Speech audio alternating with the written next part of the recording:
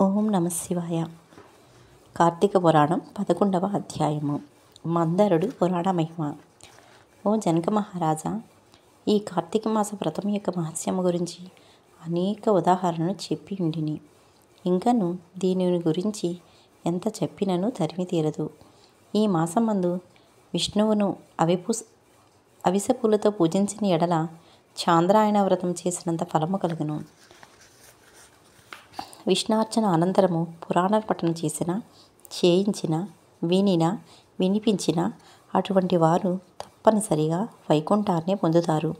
దీనిని గురించి మరొక ఇతిహాసము చెప్పెదను, శ్రద్ధగా ఆలకింపము అని వశిష్ఠుల వారు ఈ విధముగా చెప్పదొడంగరి. పూర్వమున కళింగ దేశమున మందరుడు విప్రుడు గలడు. అతడు ఇతరుల ఇండ్లలో వంటలు చేయుచు, అక్కడనే భుజించుచు, మద్య మాంసాది పానీయములు సేవించుచు, తక్కువ జాతి వారి సాంగత్యం వలన స్నాన జప దీపారాధనములను ఆచారములను పాటింపగా దురాచారుడై మెరుగుచుండెను. అతని భార్య మహాసాధ్వి, గుణవంతురాలు, శాంతమంతురాలు. భర్త ఎంత దుర్మార్గుడైనను పతినే దైవముగా ఎంచి విసుగు చెందక సకలోపచారములు చేయుచు పతివ్రతా ధర్మమును నిర్వర్తించుచుండెను. మందరుడు ఇతరుల ఇండ్లలో వంటవాడిగా పనిచేయుచున్నను ఇల్లు గడవక చిన్న వర్తకము కూడా చేయసాగాను.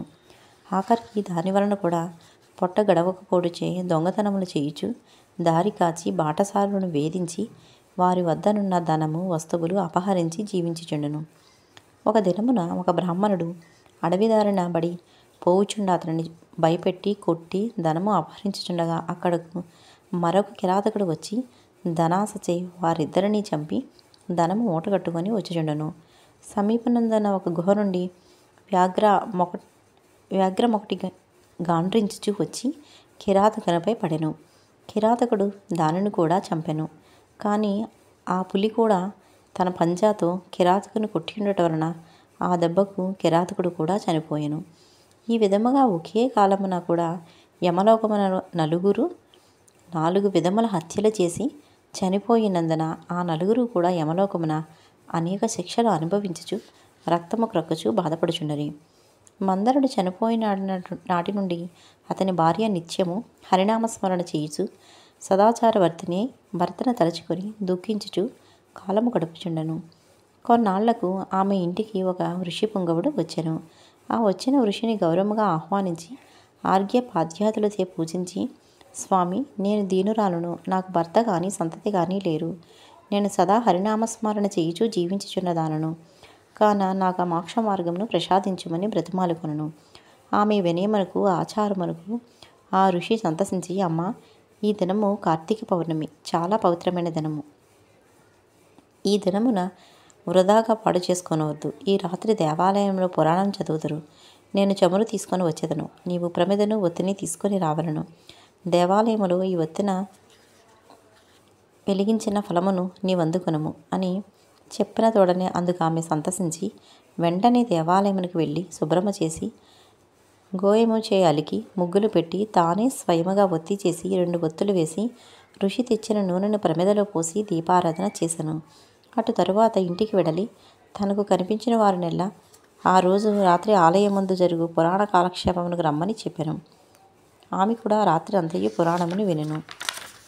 ఆనాటి నుండి ఆమె విష్ణు చింతనతో కాలము గడుపుచు కొంతకాలమునకు మరణించెను. ఆమె పుణ్యాత్మరాలు అగుట వల్ల విష్ణుదూతలు వచ్చి విమానము మెక్కించి వైకుంఠమునకు తీసుకొని పోయిరి.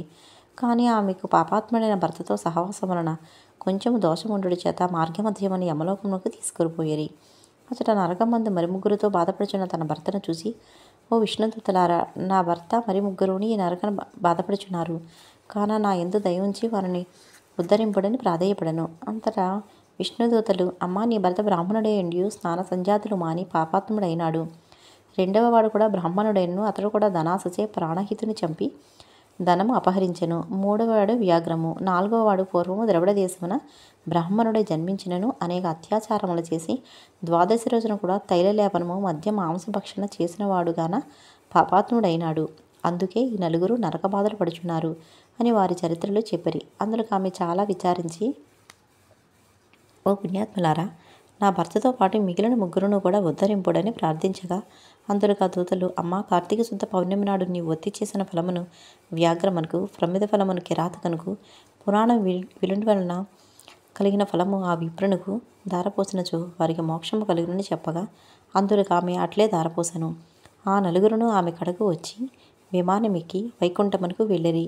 కావున ఓ రాజా, కార్తీక మాసమున పురాణం వినుట వలన, దీపం వెలిగించుట వలన ఎట్టి ఫలము కలిగినో వింటివా అని వశిష్ఠుడు వారు చెప్పిరి.